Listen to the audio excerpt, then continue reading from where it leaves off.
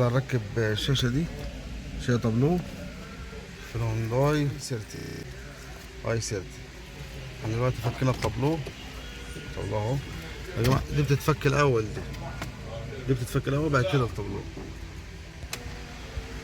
يبقى دي بتتفك الأول بعد كده الطابلو ده احنا فكيناه اهو، ولما اجي اركب هوريكم ايه فكيناه ازاي.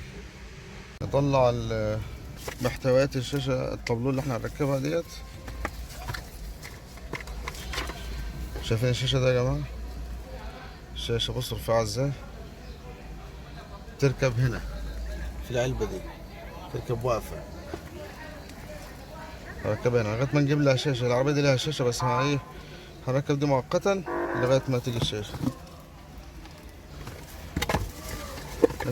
بقى العلبة كتالوج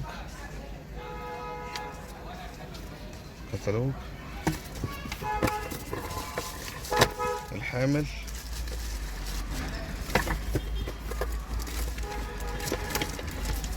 والكابل والريموت، ودي اللزقة اللي بتركب في الحامل عشان تثبت بيه.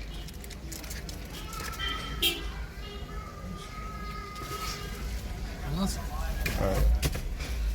هنركب ونرجع تاني. نركب الكاميرا الدبل بيز 360 درجة،